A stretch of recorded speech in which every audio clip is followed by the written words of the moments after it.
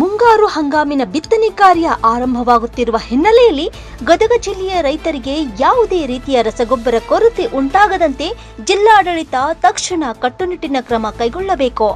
ಇಲ್ಲವಾದಲ್ಲಿ ಕರ್ನಾಟಕ ರಕ್ಷಣಾ ವೇದಿಕೆ ಸ್ವಾಭಿಮಾನಿ ಸೇನೆ ವತಿಯಿಂದ ಜಿಲ್ಲಾದ್ಯಂತ ಉಗ್ರ ಹೋರಾಟ ಹಮ್ಮಿಕೊಳ್ಳಲಾಗುವುದು ಅಂತ ಜಿಲ್ಲಾಧಿಕಾರಿಗಳಿಗೆ ಕಾರ್ಯವೇ ಸ್ವಾಭಿಮಾನಿ ಸೇನೆ ಎಚ್ಚರಿಕೆ ನೀಡಿದೆ. ನಗರದ ಜಿಲ್ಲಾಧಿಕಾರಿ ಕಚೇರಿಯಲ್ಲಿ ಪ್ರತಿಭಟನೆ ಮೂಲಕ ತೆರಳಿ ಡಿಸಿ ಸಿಎನ್ ಶ್ರೀಧರ್ ಅವರಿಗೆ ಮನವಿ ಸಲ್ಲಿಸಿದೆ.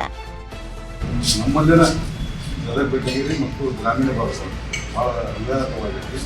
ಹೊರಗಿನ ನಮ್ಮ ಮನೆ ನಡೆಯುತ್ತೆ ಹಣ ಹೊರಗಿನ ಒಂದು ಕಲಿಬರ್ತದೆ ಮತ್ತು ವಿಶೇಷವಾಗಿ ಮುಂಗಾರು ಹಂಗಾಮ ಪ್ರವೇಶವಾಗುತ್ತೆ.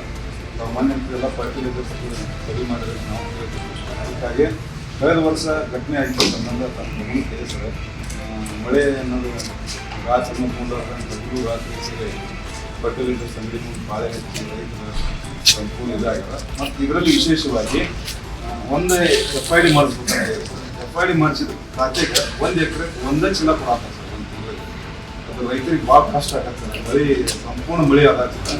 1 ಚೀಲ 1 ಎಕರೆಗೆ ಸಾಲ ಬರುತ್ತೆ. ಏನೋ ಯೂಸ್ ಮಾಡಿದ್ರೆ ಅಂತ ಹೇಳ್ತಾರೆ ಸರ್. ಆದರೂ ಇನ್ನು ಇದನ್ನ 1 ಎಕರೆಗೆ ಒಂದೇ ಪಾಕೆಟ್ ಕೊಡೋದನ್ನ ತೆಗಿಬೇಕು ಸರ್. ತೆಗೆದ ರೈತರಿಗೆ ಈ ಕಡೆ 2 ಅಥವಾ 3 ಚೀಲ ಕೊಡುವಂಥ ವ್ಯವಸ್ಥೆ ತಿಂಗಳಿಗೆ ಆಗದಂತೆ ನಮ್ದು ಒಂದು ಬೇಡಿಕೆ ಇದೆ ಸರ್. ಅದಕ್ಕೆ ತಾವು ಬೇಡಿಕೆ ಸ್ಪಂದಿಸ್ತಿರಂತೆ ತಮ್ಮ ಸರ್ಕಾರಕ್ಕೆ ಕೇಳ್ತೀವಪ್ಪ. ಸರ್ಕಾರದ ತೀರ್ಮಾನ ನಾವು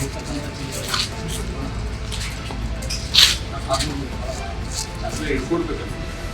ಮನೆ ಕಡ್ರೆ ತೋರಿಸೋದಿಲ್ಲ ನೀವು. Rise of news Gadag.